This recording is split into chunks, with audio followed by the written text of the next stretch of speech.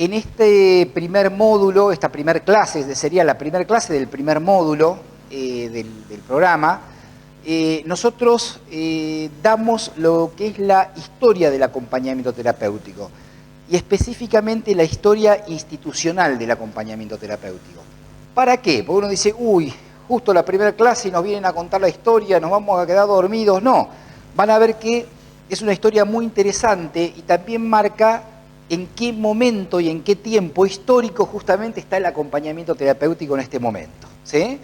En realidad nosotros teníamos una deuda con los acompañantes terapéuticos y tratamos de saldar parte de esa deuda con un libro que se llama Acompañamiento Terapéutico, Historia Institucional y Perspectiva Clínica.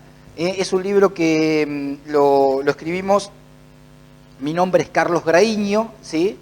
Y Verónica Fernández, que también ella es, junto conmigo, miembro fundadora tanto de la Asociación de Acompañantes Terapéuticos de Bahía Blanca como de la Asociación de Acompañantes Terapéuticos de la República Argentina.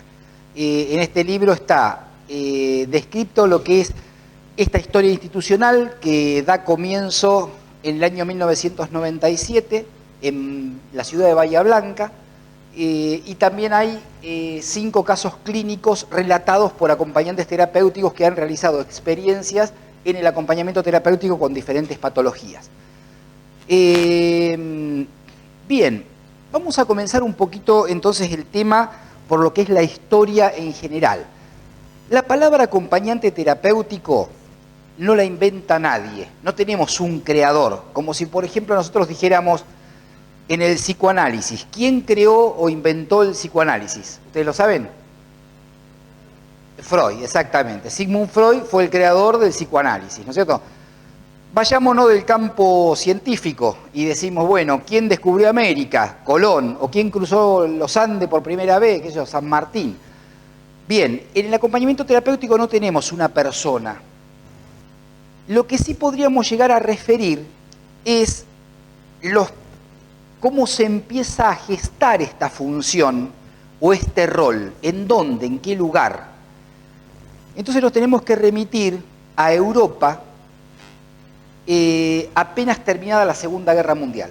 La Segunda Guerra Mundial, igualmente ustedes este material lo van a tener, o sea que si quieren anotar, anoten, y si no, escuchen, igual van a tener este material para que lo puedan leer con detenimiento.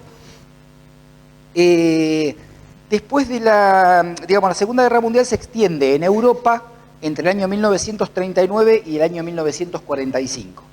Menos creo que 2 países, me parece que fueron Suiza y España, me parece que y Portugal, después me parece que la mayoría, estos 2 o 3 países, la mayoría de los países se vieron involucrados en este conflicto que dejó un montón de gente, ¿no es cierto?, en la ruina. Y Europa queda devastada, pero no solamente devastada en el terreno, ¿cómo les diría?, económico, financiero, devastada porque estaban las casas derrumbadas por los bombardeos, sino que además quedó mucha gente herida y mucha gente con secuelas no solamente físicas, sino también con secuelas psicológicas muy grandes, lo que se conoce hoy como estrés postraumático, ¿sí? El estrés postraumático de la guerra. Había que levantar Europa de alguna manera y los primeros psicoanalistas, a mí me gusta nombrar a un psicoanalista inglés, porque tendríamos que irnos ya más que nada a Inglaterra. Inglaterra sufrió muchísimo los embates de la Segunda Guerra Mundial, fue terriblemente bombardeada. Y tenemos a un psicoanalista llamado Donald Winnicott, ¿sí? Y él trabajaba con niños, pero digamos que de esa escuela inglesa de psicoanálisis y algunos psiquiatras se empezó a trabajar ¿con qué? Con la rehabilitación de los pacientes, ¿sí?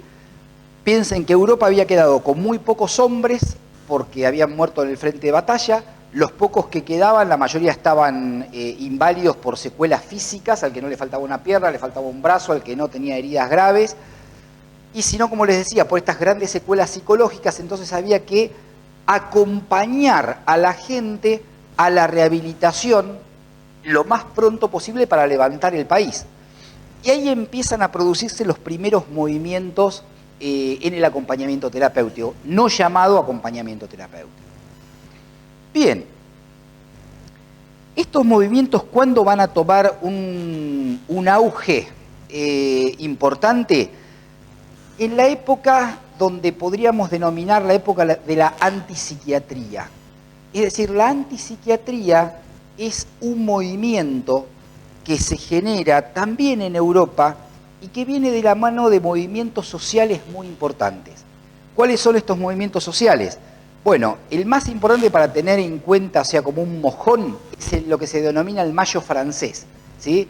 Es cuando en el año 68 los estudiantes de París, junto con los obreros, se juntan y hacen una protesta y una revuelta contra el gobierno de turno, que estaba gobernado por el general de Gaulle, que había sido un general que había salvado de alguna manera a Francia en la Segunda Guerra Mundial, pero con un tinte dictatorial como gobernante.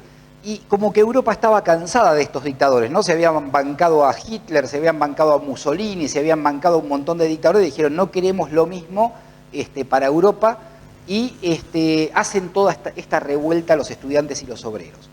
Que no es casual, ¿sí? Porque esta revuelta no es solamente a nivel político para intentar derrocar a De Gaulle, que no lo lograron, pero sino también a nivel cultural para cambiar la forma de pensar de la sociedad. ¿Cómo era la forma de pensar de la sociedad europea con respecto a la salud mental en ese momento? Y era el manicomio, ¿sí?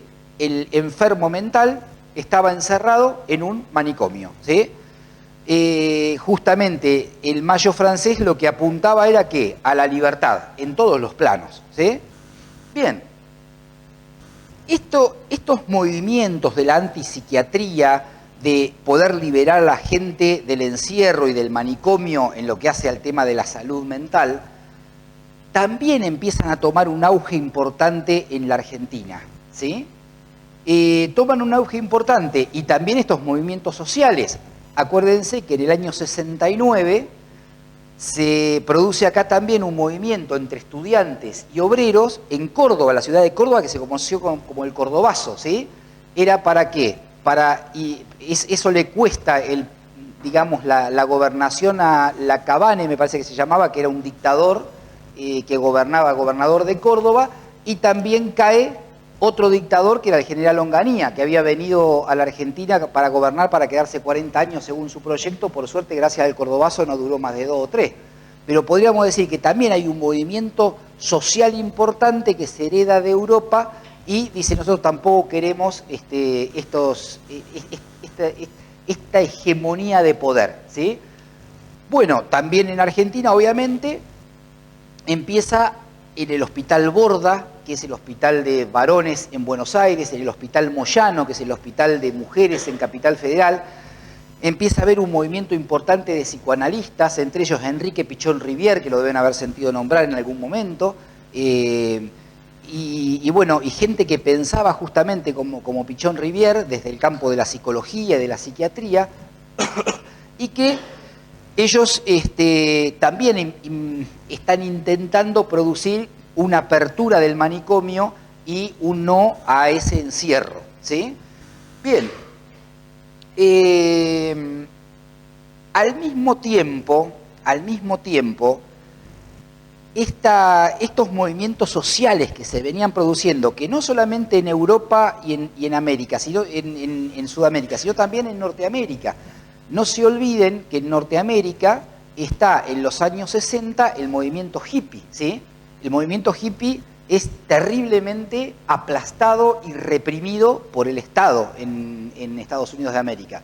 ¿Por qué? Porque los jóvenes dicen, bueno, no trabajemos para este capitalismo absurdo, fumemos marihuana, tomamos LSD, escuchamos a los Beatles y que vayan a trabajar ellos. Entonces, ¿qué pasó? Los reprimen terriblemente, pero más allá de la represión bestial que le provocan al movimiento hippie, queda arraigado en los jóvenes el hecho de decir, bueno, nosotros vamos a quedarnos fuera del sistema, no queremos pertenecer al sistema de producción capitalista, y empiezan a consumir mucho lo que es marihuana y LSD, ¿sí? De la mano del rock, ¿sí? Del auge del rock. Entonces, ¿qué pasa? Eso también llega a Sudamérica. ¿Y qué empieza a pasar? Acuérdense lo que dice el tango. No se conocían coca ni morfina, los muchachos de antes no usaban gomina, dice el tango, ¿no? Es decir, claro, hasta los años 40, 50 no se conocían coca ni morfina, no había droga prácticamente, había, pero muy pocos adictos, ¿eh? En cambio, a partir de esta década, fines de la década del 60, o mediados de la década del 60 a la década del 70, empiezan a aparecer en Buenos Aires un montón de pacientes adictos. Porque, ¿qué pasa? El tabaco es sumamente adictivo, ¿sí? Uno diría, de 10 que prueban tabaco, capaz que 4 se hacen adictos al tabaco. El alcohol es sumamente adictivo. De 10 que prueban alcohol, capaz que 3 se hacen adictos al alcohol. Y la marihuana es sumamente adictiva. Por ahí no tanto como el tabaco y con el alcohol, pero de 10, 2 se hacen adictos a la marihuana, ¿sí? Entonces, ¿qué pasa? En sociedades muy grandes como es Buenos Aires, empezaron a aparecer un montón de problemáticas relacionadas a la droga que el sistema de salud no estaba en condiciones de sostener, porque no estaban acostumbrados los médicos, no había, el psicólogo no tenía ejercicio profesional, no existía el ejercicio profesional de la psicología. Entonces, digamos, los médicos estaban desbordados de pacientes con adicción y no sabían qué hacer con ellos. Entonces, ¿qué pasa? Aparece allí un médico que viene del campo del psicoanálisis y de la psiquiatría dinámica que les comentaba recién, de la antipsiquiatría. Cuando yo digo la antipsiquiatría me refiero a que la psiquiatría ortodoxa era la psiquiatría dura, digamos, la hegemonía médica. Yo soy el médico, vos sos el enfermo, entonces te encierro en el manicomio, ¿sí? Te pongo un chaleco de fuerza o te pongo un chaleco químico y estarás encerrado por el resto de tu vida ahí, ¿sí? Ese es, digamos, pensando que tenés un problema biológico que te afecta al cerebro y que eso no tiene cura, ¿sí? Ese es el sistema médico hegemónico. Esta persona, este médico que empieza a pensar las cosas de otra manera es el doctor Eduardo Calina. Vive actualmente el doctor Eduardo Calina, a veces sale en la televisión, ya es un hombre grande, debe tener cerca de 80 años. Y el doctor Eduardo Calina empieza a trabajar con pacientes en rehabilitación de adicciones y le da, digamos, crea un dispositivo parecido a lo que hoy conocemos como acompañante terapéutico. Acuérdense que esta palabra no existía. Un dispositivo muy parecido a lo que hoy conocemos como acompañante terapéutico, y lo llama amigo calificado, ¿sí? Él dice, bueno, es importante que el paciente con problema de adicción, después que sale de la consulta médica o después que sale de la consulta psicológica, si va a ir a la vuelta al consultorio y se va a juntar con los pares que consumen, no nos sirve de nada, ¿eh? Es como que estamos queriendo vaciar el océano con un colador. Entonces, él lo que dice es importante que este paciente sea acompañado luego de la consulta en lo ambulatorio y lo llama amigo calificado. Esto empieza a dar muy buenos resultados en los tratamientos con pacientes adictos, ¿sí? No solamente a drogas, sino también con el alcoholismo y en otro tipo de patologías. Y ahí se empieza o empieza a tallar esto que después termina llamándose acompañamiento terapéutico, que no sabemos, por eso digo, ni quién le puso el nombre. Bueno, hasta acá venimos muy bien. La Argentina estaba en una primavera, ¿no? de crecimiento, íbamos saliendo ¿cómo diríamos?, del pozo, hasta que llega el 24 de marzo del 76 y patapúfete, sonamos, ¿no? Vino Videla con sus amigos y sonamos, nos mataron y nos desaparecieron un montón de gente. O sea, ¿qué pasó con esto? El desastre que hizo esta gente es que aterrorizaron a la población y desapareció todo lo que podía ser acompañante terapéutico, lo que podía ser psicólogo, lo que podía ser psiquiatra, lo que podía ser, ¿sí? Nada más que otra vez el plan médico hegemónico. Estás loco, tenés un problema biológico, te inyecto chaleco de fuerza al manicomio. Otra vez los manicomios empezaron a llenarse de pacientes los psicólogos empezaban a desaparecer, ¿no? Literalmente, así que bueno, ¿quién los iba a acompañar? Nadie. Esto cae en un oscurantismo hasta el año 83, que deviene la democracia. Pero para esto, los psicólogos eran clandestinos, o sea, era una profesión clandestina la psicología. Recién en el año 86, fíjense, pasado 2 años y pico de democracia, se sanciona la ley del psicólogo y el psicólogo pasa a ser un profesional de la salud en la República Argentina, ¿sí? Gracias a una sanción que se da en el gobierno de Alfonsín en el año 86, el 13 de octubre del 86. Bueno, ¿qué pasa? Estos psicólogos que empiezan otra vez a tallar en la sociedad, ¿sí? Muchos de ellos jóvenes, reabren las carreras en la universidad, porque se habían cerrado en muchas universidades la carrera de psicología. Los que habían sobrevivido y no habían desaparecido, ¿qué dicen? Vamos a tratar de otra vez terminar con el sistema médico hegemónico y el encierro manicomial, ¿sí? Y empiezan a trabajar con lo que es la rehabilitación de pacientes fuera del manicomio.